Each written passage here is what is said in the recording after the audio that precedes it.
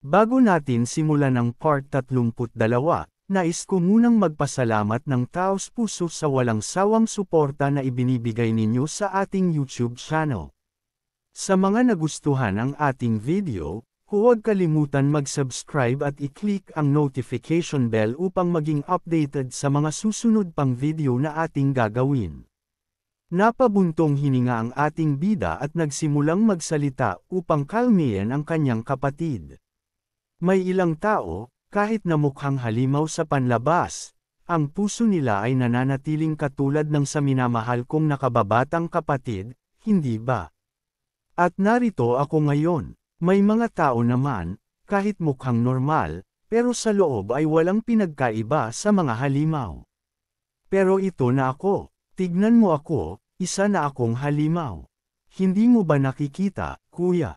Biglang napatawa ang ating bida at sinabing, ang trabaho ko ay labanan ang mga halimaw.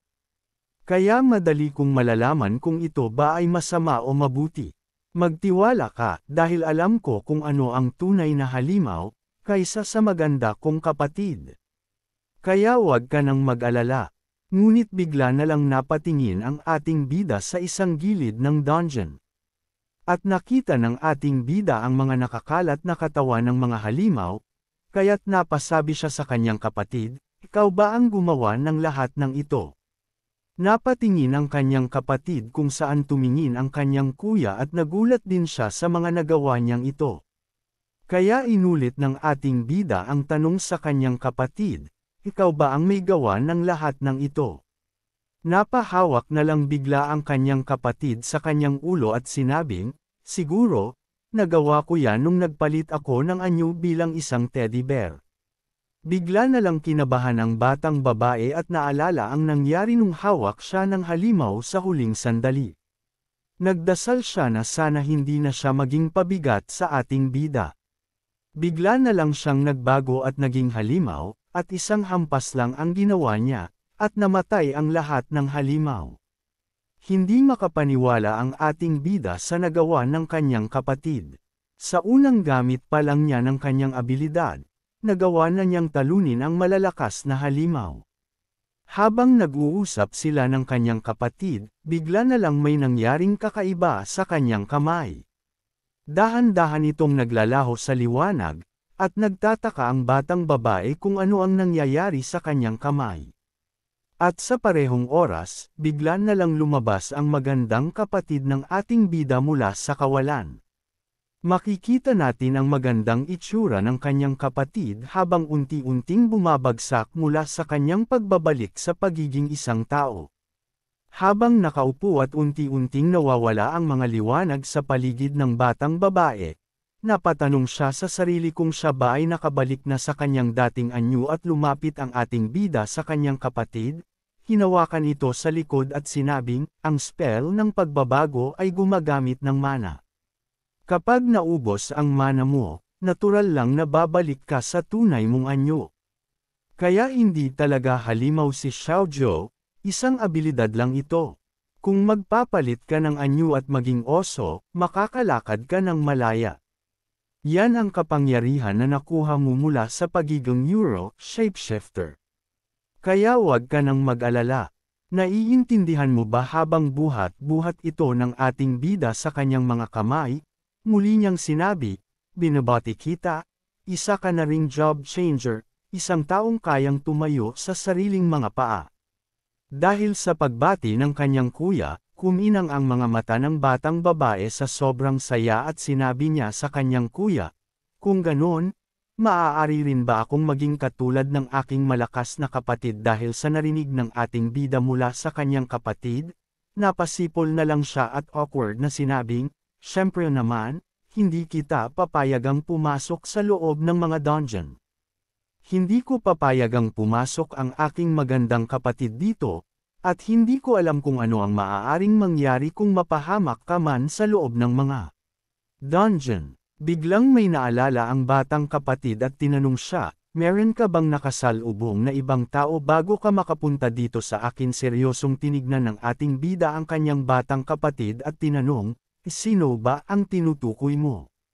Dali-dali niyang ginaya ang buhok ng mangdirigma at sinabing, Parang ganito ang buhok niya, pero halos medyo kamukha mo nga siya.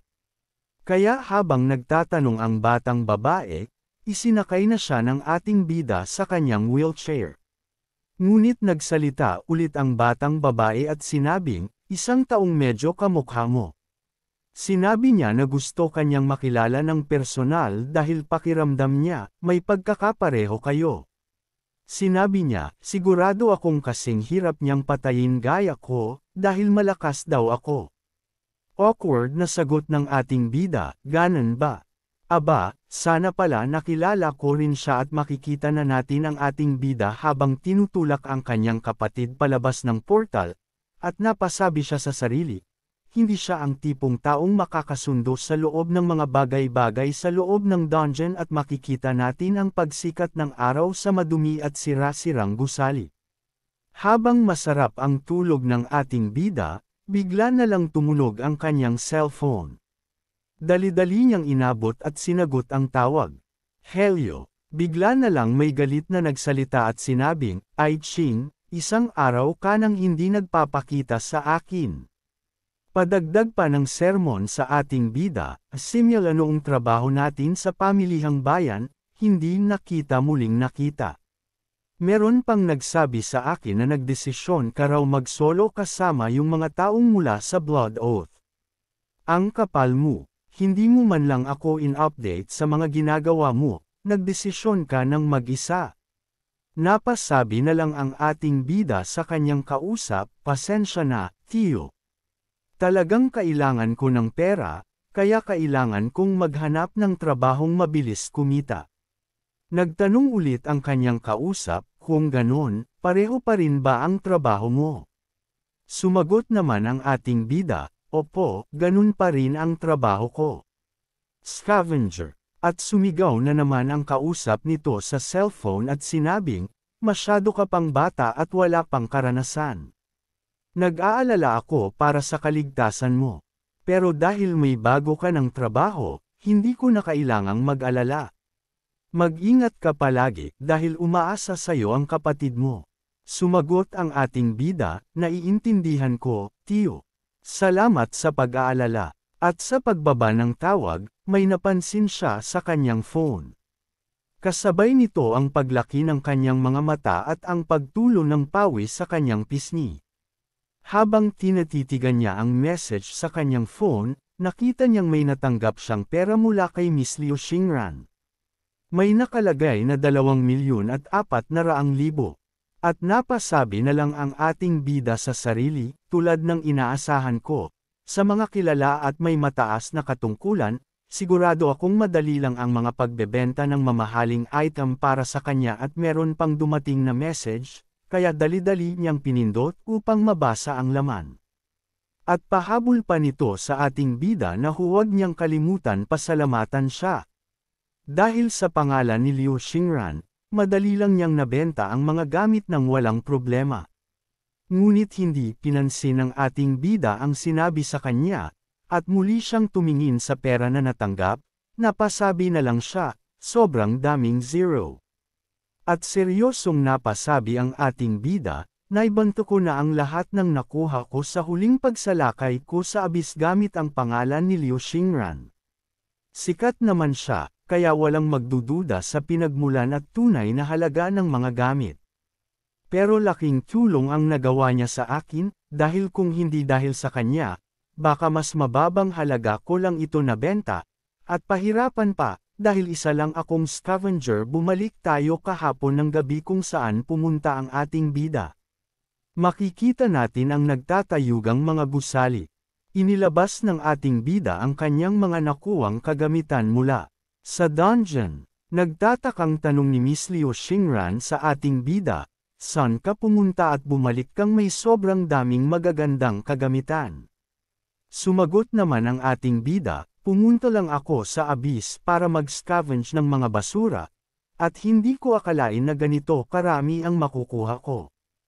Hindi ko naisip na sobrang dami pala ng mga item na nakuha ko, At hindi ko na namalaya na puno na pala ang imbakan ko at nang dahil sa mga narinig niya sa ating bida himungi siya ng paumanhin at nais sana niyan marinig ang totoo sa ating bida ayaw niya nang nagyayabang lang muling ngumiti ang ating bida at sinabing hindi ko na kailangan ang mga high class na gamit na yan. Sa totoo lang, kalat lang naman ang mga yan, para sakin dahil hindi ko naman yan magagamit at nang dahil sa narinig niya sa ating bida dali-dali niyan kinabog ang dibdib niya at sinabing hindi pero nagbabago ang level mo isa kaparing level 1 at scavenger hindi ka ba nahihiya sa trabaho mo pabirong sabi nito sa ating bida ngunit nagyabang ang ating bida na hindi mo ba napapansin na kahit level 1 lang ako ang laki ng pinagbago ng aking katawan mas tumaas ang aking lakas nagulat naman siya sa malaking pagbabago ng ating bida simula ng huli nilang pagkikita nang dahil mapapansin dito ang paglaki ng mga katawan niya kaysa dati. Kaya laking tanong niya sa kanyang isipan kung papaano nangyari yun na kahit hindi nagle-level up ang ating bida patuloy pa rin ang paglakas niya kaya't napaisip siya mukhang ang scavenger na trabaho ay isang bagong hanap buhay na hindi pa idinagdag sa Great Job Change Table. Kaya wala talagang paraan para tumaas ang level. Pero may paraan naman para tumibay sa ibang paraan. Tugon naman ng ating bida isa lang akong tao na nangungalap ng kalat, ngunit talagang makakatulong ito para lumakas ako dahil dito ako kumukuha ng mga iba't ibang kasanayan at meron na siyang suggestion sa ating bida di ba, gusto mo bang pumunta sa World Committee at mag-apply para sa Hunter exam? Kailangan mo ng legal na pagpapaliwanag para sa mga bagay na nakuha mo sa Abyss nagtanong ang ating bida. Kung makakakuha ako ng Hunter Certificate, makakapasok na ba ako sa Abyss bilang isang Hunter? Tama ba ang pagkakaintindi ko sa sinabi mo? Tumugon naman ang dalaga, syempre. Noon, nagtatrespass ka lang sa Abyss, at kung mahuli ka, maaaring makulong ka. Kaya kailangan mong ipasa ang pagsubok na ito upang maipakita ang tunay mong kakayahan sa instructor. Kapag napatunayan mong karapat-dapat ka, bibigyan ka niya ng permiso kahit isa ka palang level 1 na scavenger. Ngumiti siya at muling nagsalita, sigurado akong hindi mo ako bibiguin. Nakita ko na ang kakayahan mo, kaya kumpiyansa akong makakakuha ka ng Hunter card.